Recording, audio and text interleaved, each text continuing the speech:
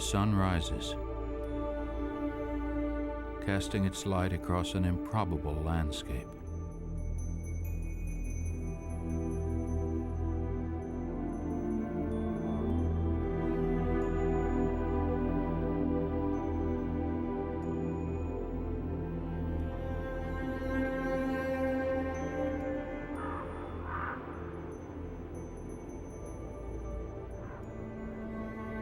A puzzle of canyons, cliffs, and baked red earth.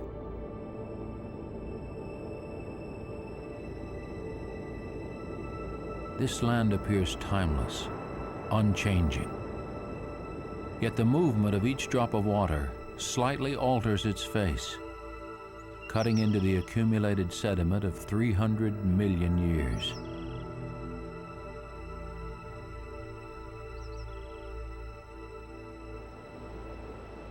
The Colorado Plateau reveals a story of transformation, a story told in rock layers that echo ancient seas, coastal mudflats, braided stream beds, and wind-blown dunes hundreds of feet thick.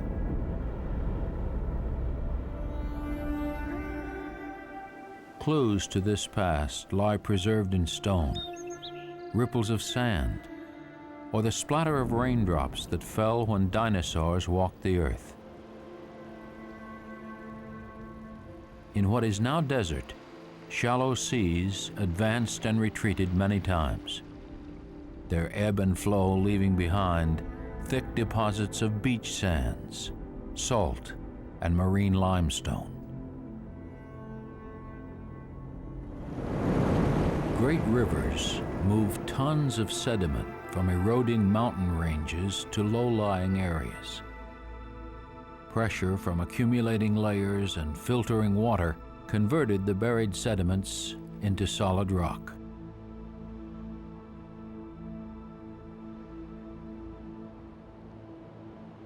This mass of rock began to erode toward its present form about 10 million years ago, when regional uplifts elevated the plateau and gave birth to the Colorado River system, slowly carving the deeply incised canyons of the Green and Colorado rivers.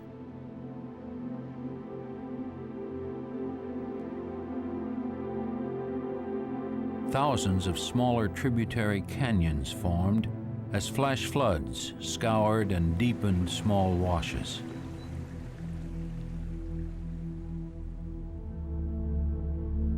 Great blocks of rock, fractured by faults, eroded into needles, fins, and arches.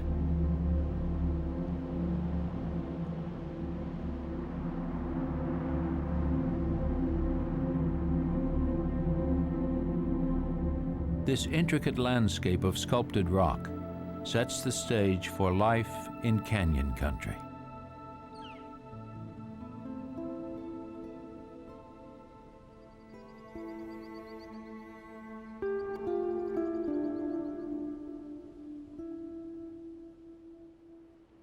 Life has adapted to this desert, though its vital signs may be difficult to detect.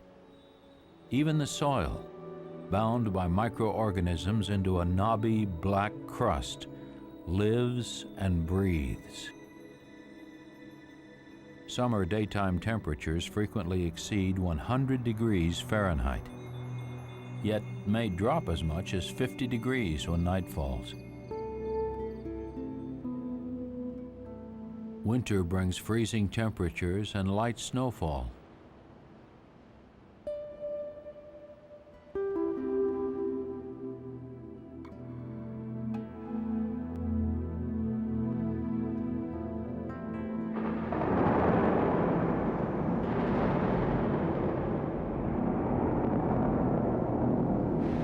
This dry region receives only about 9 inches of rain a year. Most comes in the form of brief, violent thunderstorms, causing rapid runoff and flash floods.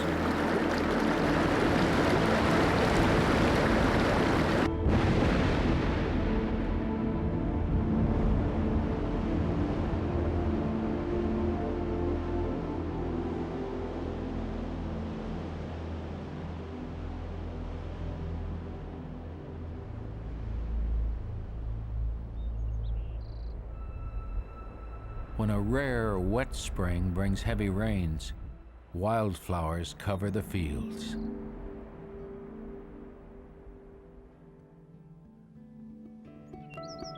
Plants and animals have developed a variety of strategies for coping with these extremes. Small or waxy leaves, deep taproots, or the ability to store water.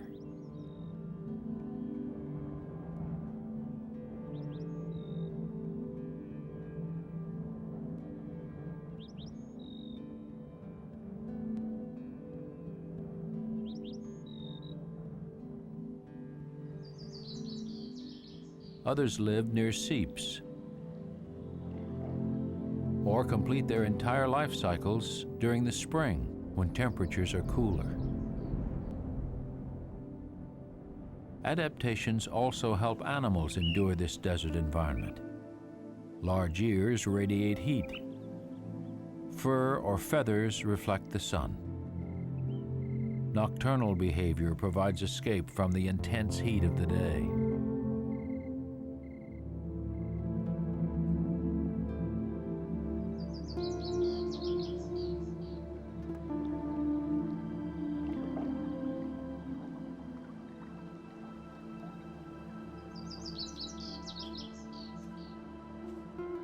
Larger animals rely on their mobility to reach water sources. Mule deer and bighorn sheep may walk many miles to reach a river or a rain-filled pothole.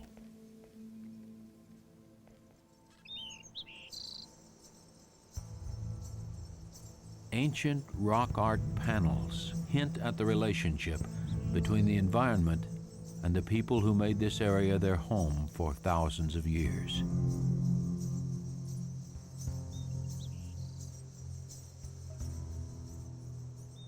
The mobile hunter-gatherer societies of the archaic people gave way over time to the sedentary agricultural society of the ancestral Puebloans.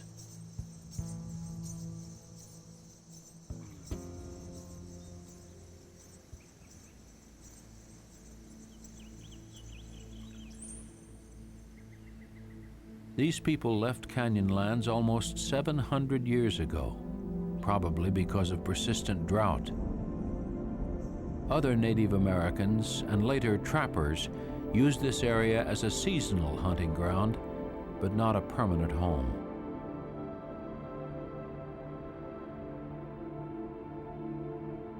The Colorado River and the surrounding country remained largely unmapped until the river expeditions led by Major John Wesley Powell in the 1860s and 70s. Wherever we look, there is but a wilderness of rocks. Deep gorges where the rivers are lost below cliffs and towers and pinnacles, and 10,000 strangely carved forms in every direction, and beyond them, mountains blending with clouds. As the West began to fill, ranchers pastured cattle and sheep in the more accessible valleys and canyons.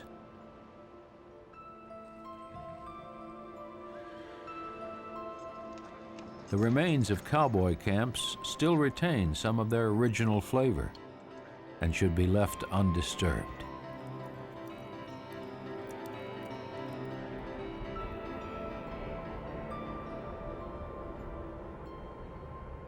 The economic incentive provided by the uranium boom of the 1950s opened this area to modern travel. Prospectors and miners built roads that crisscrossed the terrain.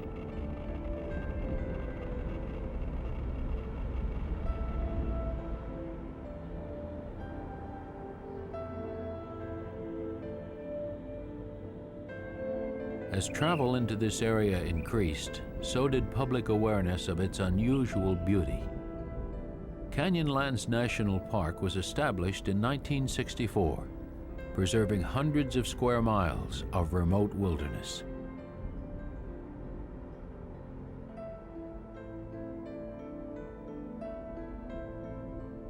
The Green and Colorado rivers divide the national park into three distinct regions: the Island in the Sky, the Needles, and the Maze.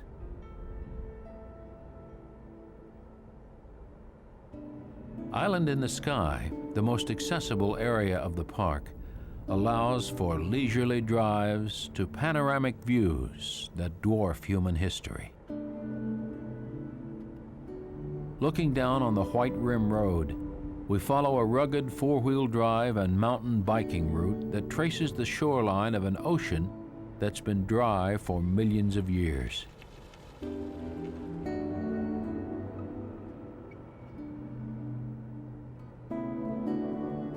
The Needles District in the southeastern part of Canyonlands provides hikers and four-wheel drivers with a much closer look at the park's mosaic of colors, shapes, and forms.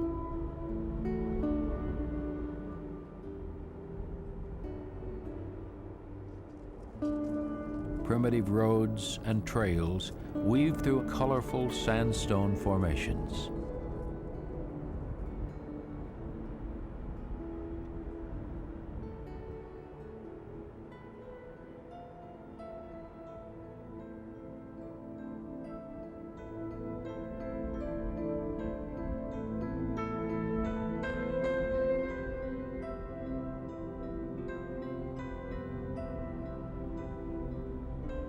A confusing network of canyons and mesas, the Maze remains the least accessible area of Canyonlands. With no paved or two-wheel drive roads and few marked trails, this wild and remote region draws visitors looking for a challenging, extended wilderness experience. Deep river canyons, with no bridges to span their great width, separate the Maze, Needles, and Island in the Sky.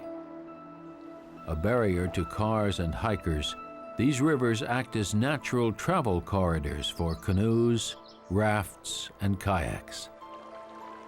Inside the park, the Colorado and Green rivers remain calm until they join forces at the confluence. Below, the enlarged Colorado rushes through Cataract Canyon with tremendous speed and power.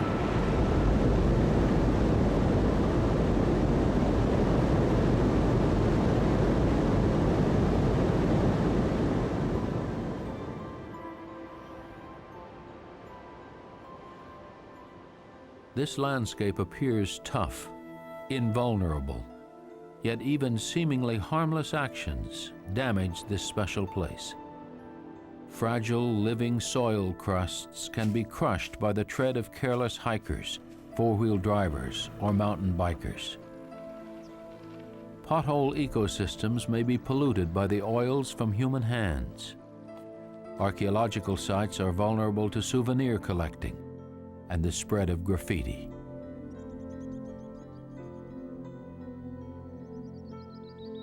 Visitors who come to appreciate this wilderness of rock are essential to its protection. Preservation of the desert is about listening as it tells its story of change uninterrupted. Holding its creatures to a standard of survival that is no more strict nor lenient than nature intends. Its rivers flowing freely, heavy with silt, displaying a field of stars against the black of night, now and forever.